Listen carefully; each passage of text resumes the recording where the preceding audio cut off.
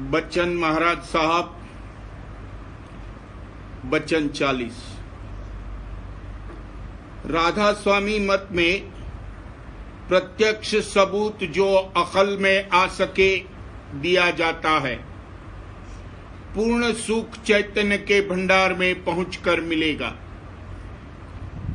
और मतों में न कोई ऐसा सबूत दिया गया है और न वहां की कार्रवाई से दुख के वक्त जैसी की चाहिए सहायता होती है, और इसी सबब से कुछ प्रेम प्रीत मालिक के चरणों में नहीं आती है। मालूम हो कि इस जिस्म में 3 खास चीजें हैं। अव्वल माया जो खुद बेहरकत है, दूसरे मन जो फुरना उठाता है, तीसरे सूरत जो सबको ताकत पहुंचाती है। अब इनमें से हर एक का एक एक भंडार भी है। जो सूरत का भंडार है वही चैतन्य का भंडार है और वही कुल मालिक का स्थान है, वही कुल मालिक का स्थान है। हर चीज में 3-3 दर्जे हैं। एक नॉर्थ पोल, दूसरे साउथ पोल, तीसरे इंटरमीडिएट रीजन, और हर दर्जे में छोटे दर्जे और हैं।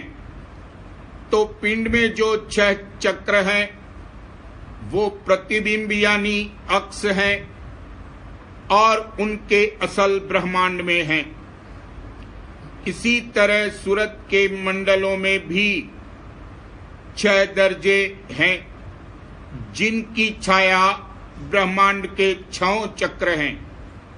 ये भेद किसी मत में नहीं है और कोई आखिरी मुकाम और सवारी वहां तक पहुंचने की नहीं बताई है।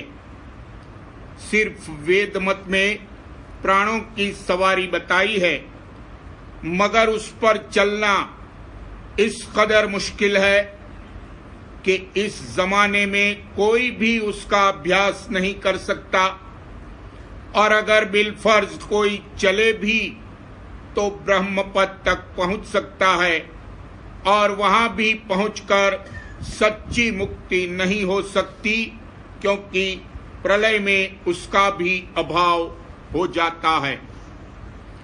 दूसरे मतों के आचार्य जैसे ईसा ने शिव नेत्र को, जो 3 धारों के मिलान की जगह है, पार किया। इसी को क्रॉस कहते हैं, और उनका रिसरेक्शन हुआ, यानी मरकर वो जिंदा हो गए। रीढ़ की जो हड्डी है वही सूली है, और इंगला पिंगला और सुखमना यही त्रिशूल है। इस वक्त में इस कदर अभ्यास भी कोई नहीं करता है। राधा स्वामी मत में निर्मल चैतन्य देश में पहुंचना ये ठेका है, और शब्द की सवारी पर चलना होता है। सो शब्द से बढ़कर कोई सवारी नहीं हो सकती। देखो, जहां अच्छा बाजा बजता हो, हर कोई ठहर कर सुनना चाहता है, और जानवर भी महव हो जाते हैं। तो फिर राधा स्वामी मत और सूरत शब्द योग से बढ़कर कोई मत नहीं है।